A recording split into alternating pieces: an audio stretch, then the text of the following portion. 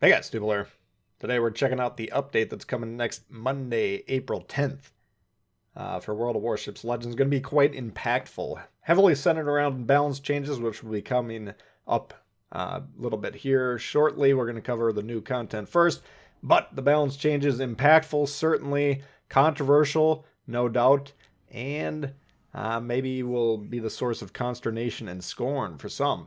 So we'll see. Let us know what you think in the comments as we go along here, what you're thinking, or if you're riled up and you want to join the Pitchfork Nation, perhaps Reddit will be your destination. Let's jump right in here. New content. They've got something called collections. This is kind of a fun collectible thing. 12 cards depicting various IJN scenes or whatever. And you can collect these from a mission chain.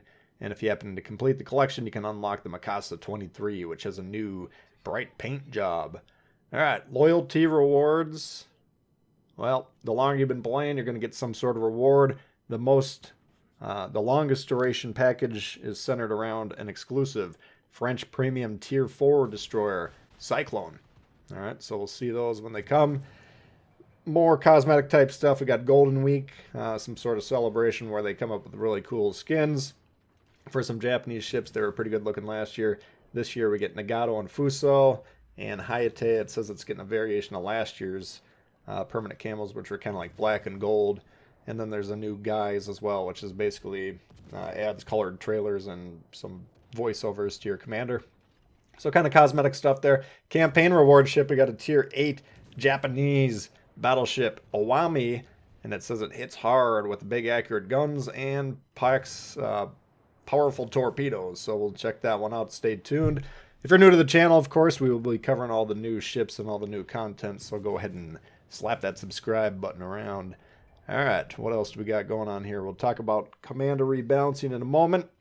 Here's one, radar rework.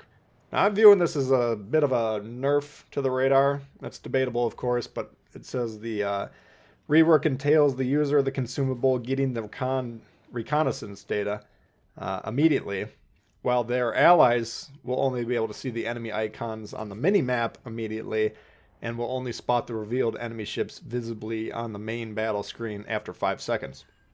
So there's a 5-second delay from when I, as the radar cruiser, activate the radar, and you, as my teammate, will see the ship visibly spotted. Of course, if you look in the map, which is located in the top left corner of the screen, if you're not familiar with the location, you will be able to actually see the icon. So, and it says it will say something in terms of, what does it say?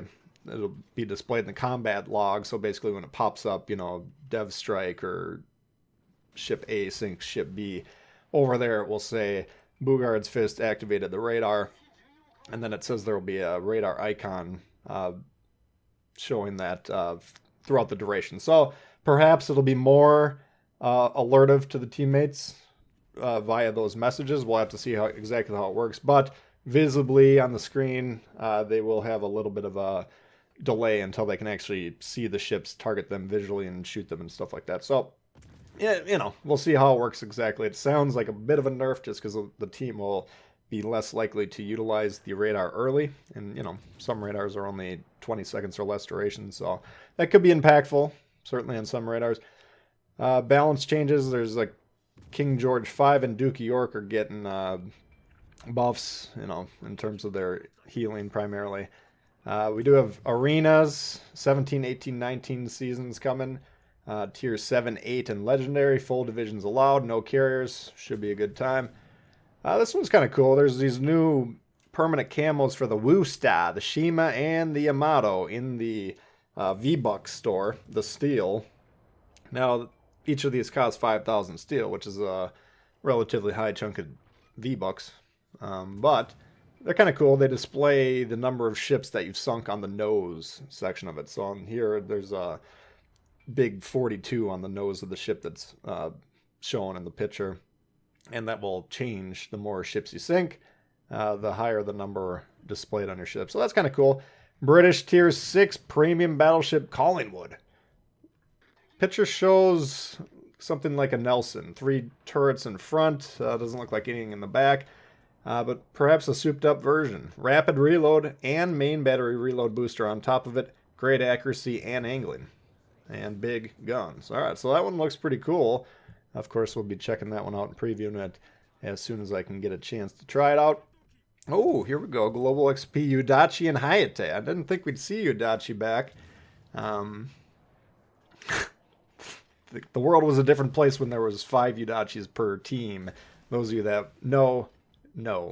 But I don't think that's going to happen again. But we will see more people than just me playing the Udachi, which is cool. It's a great ship when played well. It's a horrible ship to have on your team when played poorly. So strap yourself in for that. Udachi 750 green XP, 750,000.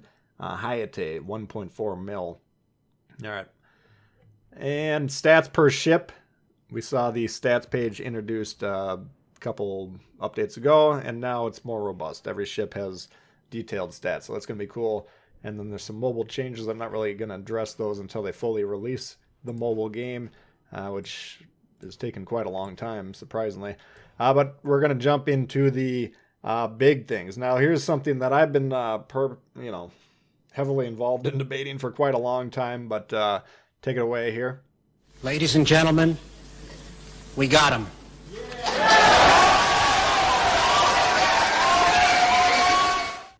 That's right.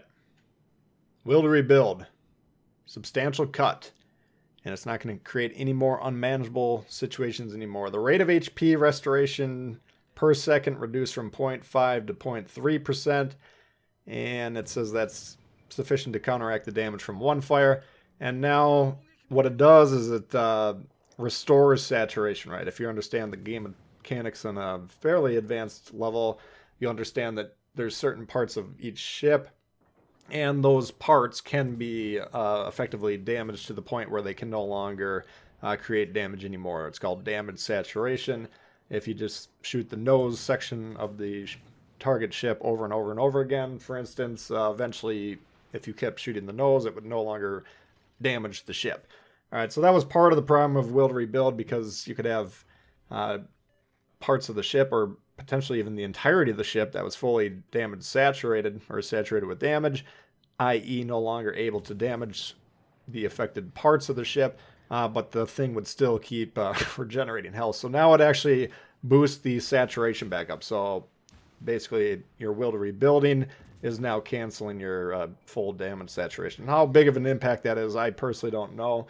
I think the HP reduction by 40% is going to be better because, there's certain situations where the rate of healing is stronger than the rate of potential damage per minute that the ship that's shooting at it has, which makes it impossible to sink. Not always the case, but it certainly has happened to me more than a handful of times, no doubt about it. So we'll see how that goes. I think that's a good first step. We've had lots of proposals brought up to me. I've come up with some proposals over the years, including outright eliminating the thing. However, I think that's a fair way to start with it. We'll see how that works, and hopefully that solves the problem. Will to Rebuild, pernicious because it counteracts the design of the game. The design of the game, you can play the game on paper using some sort of ruler with a right angle, whatever that thing's called. Forgive me, geometry teacher, I wasn't paying attention all those years ago. But you can play it on paper, and you create right angles with your team vis-a-vis the opponents, and you shoot them in the side. That's the entire point of the game, except for when you're using Will to Rebuild. Then the entire point of the game is to stack directly on top of your teammates and survive longer, which is completely stupid. It just ruins the game. So that's always been my main beef with it. Is it going to prevent stacking? No, there was stacking before the perk existed, but hopefully it reduces it, because that is just a stupid way to play, and it's not fun to play against or with teammates that are doing it, or against opponents. So hopefully that solves it. Do want to hear what you guys have to say in the comments. I know a lot of you guys actually favor Will to Rebuild, but a lot of you guys are intellectually honest enough to also say, but I understand it's kind of jacked, So you let me know, does that seem like a good rework to it or not? I'm interested to hear what the community's reaction is, no doubt about it. There's a perk called Farsight. It says, I don't know what that one does. Running with scissors, I don't really know what that does either, but the dispersion trade-off is now a static 3%, which I know the fact that it's had a dispersion trade-off, I've never used it because I don't like reducing the accuracy of battleship guns. Anyways, the other really serious one and impactful one is the Fight Fire with Fire, which is the legendary perk that I would suggest previously using on your battleships, and now it's clearly the best option, no doubt about it. Static fire damage reduction swapped with fire reduction per active fire. All right, up to 15% damage mitigation if it's fully maxed, which that's very expensive to do, but 9% is more realistic at the level 2 with a still high level build, but achievable. So we're talking about a 9% damage reduction, and if you had 3 fires, that would apply per fire as opposed to just overall. So I think that's a very strong perk to begin with. People that, the battleships that love Will to Rebuild, a lot of them say, well, we need it because of HE spam. No, you need Fight Fire with Fire because of HE spam. If you're having problems getting burned a lot, this needs to be the perk. Will to Rebuild was never intended to mitigate that HE spam if that is a problem for you. But this is. All right, so there's other perks on your commander build, particularly in slot 1. I need the accuracy. Well, you need the accuracy because you're all the way in the back of the map. Move forward, then you don't need the accuracy, and you won't have a perk that adds a 10% chance to get burned. All right, so there's ways to solve your problems besides Will to Rebuild. Fight Fire with Fire needs to be on your battleships. All right, there's other ones. Fire Alarm for Reinhard Shear. I've always been intrigued by it, but there's always been better perks, but it does get a pretty good buff, it looks like. Von Mueller, maximum cruiser speed reduced a little bit by a full percent maxed, actually, which is unfortunate. And here's another extremely impactful one. Shifty. I think this is the name of the concealment perk for, the inspiration for Bay, right? Probably used on almost, 95% of the destroyer builds, if not higher. Everybody wants Bay. Now the max detection reduction is 4%, which is equal to Swirsky, by the way. And I think it's probably time to examine, do I need Bay anymore? You can still get good concealment boosted visibility reduction by the slot 3 perk on your destroyer. The concealment mod, obviously you should have that on as a destroyer. And if you want to use Bay still, that's fine, but it's not going to be as impactful. I've never really used Swirsky that much just because the benefit has always been like, maybe not that strong, So consider taking Bay off. I would still recommend Sims. I think Sims is the most important destroyer commander inspiration, period, and I think I have him on almost all my destroyers. I think that's still a good one. I don't think enough people use it that they're worried about it being a default choice yet, but it should be. That's the strongest destroyer perk inspiration by a long shot if you look at the percentage that it's actually affecting the build, the value, in fact, the HP. Sometimes it's up to a 10% boost or even higher than that. So look at Sims if you're not using them on your destroyer. But Bay, they're trying to reduce his prevalence, and I think they may have just done so. All right, so there's other commander skills that are used on various commanders that are kind of interesting, but I'll let you take a look at that on your own time. The other big area of rebalancing is the German commanders in general. We've already talked about Bay, yes, in terms of his inspiration, but his 4th row skill, they're reworking all the Germans. I think they're trying to shake up the play style or maybe improve the appeal of them or whatever, but slot 4, you now have an option, and these are all right-hand side perks, when we're talking about the commander builds. The ones on the right-hand side of the screen. Slot 4, you can improve torpedo speed by up to 2 knots, 0.5 per level. Improves torpedo damage by up to 6%, 1% per level. Increases the detection, which is up to 100 meters. That's usually a fair trade-off when you're talking about increasing the speed and damage. So, that's interesting. Certainly, I'd have to take a look at the build. That's usually they're smoke-oriented or speed-oriented slot 4 perks. Neither of those are particularly strong suits of the Germans, so that's probably something we will look at. Von Spee, who I've never used, the other destroyer commander, his available new slot 4 skill reduces torp visibility by up to 150 meters, which is quite powerful, and reduces destroyer visibility by up to 3%. So if you want to keep Bay as an inspiration, use Von Spee.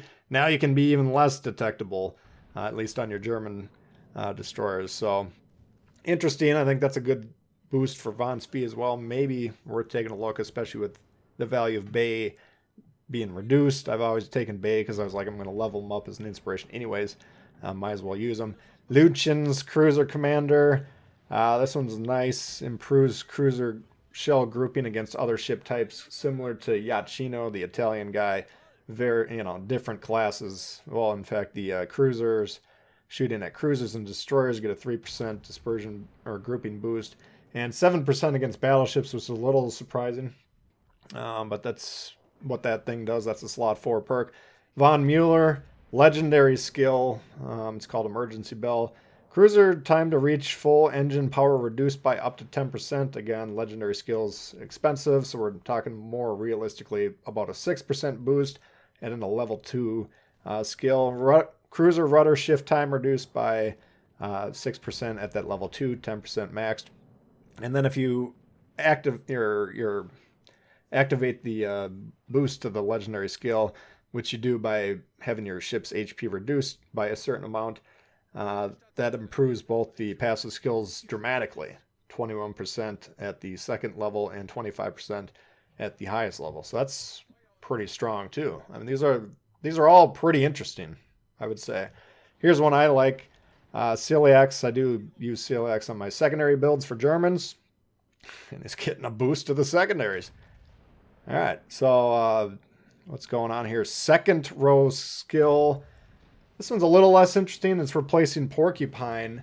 The gun range, stronger than Porcupine. Porcupine tops off at 12%, I believe. This is 15%, so you can get more range on this. Oh, and by the way, it increases the damage control party charges by 1 for the first two levels and by 2 charges for the second level. So the German battle cruisers, the new German battleship line, they don't have, like the Russians, they have a limited amount of damage controls. Here you can boost that. So interesting. The problem is Porcupine has both a dispersion and grouping boost, and a significant one at that. So I'm reticent to hang up the Porcupine personally. Just looking at this, I'll probably test it out, but I don't think I see myself giving a Porcupine.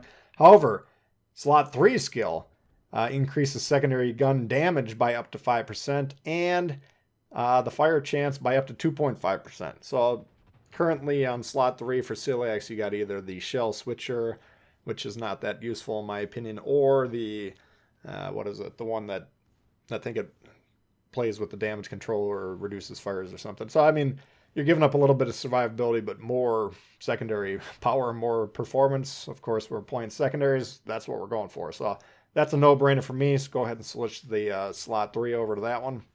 Von Hipper, the other battleship commander, the forgotten guy, except for as an inspiration. This is actually a pretty good looking one too. Increases battleship shell damage against other shell types except for carriers. But against battleships up to 12%, cruisers up to 6%, destroyers up to 6%. So they're kind of trying these new, we're trying to influence your shot target selection. And both of these, for some reason, the cruiser one and the battleship one, favor targeting the battleships by rewarding a higher damage boost. You can debate that, whether that makes sense or not. And I think that's pretty much it. It says there's Brandenburg, Odin, Amalfi, and Pablo. I get a little bit of an update to the armor models. But that's an impactful update, certainly. And of course, it was focused on the balance changes. Very interested. I'm always interested. I make these videos, the update videos, primarily just to gauge your guys' interest. But because the new content, quote unquote, is a little bit more limited, I don't necessarily need your feedback so much to guide my decision making and what to cover first. However, I am interested in your guys' personal opinion. I want to get a good read on the community's response to this. So if you're a Wildery builder and you're up in arms, let us know. And be respectful, guys. People have very strong opinions on this perk, myself included, but we don't need to fight over it, right? Or if you want to debate, fine, but don't be nuts, Okay. So anyway, let us know in the comments what you're thinking. Interested to hear. And that's going to do it. Hopefully you guys did enjoy it. If you did, please hit the thumbs up. New to the channel, consider subscribing. Lots of World of Warships coming all the time. Questions, comments, leave below. Love to hear from you guys, and we'll see y'all later. Peace.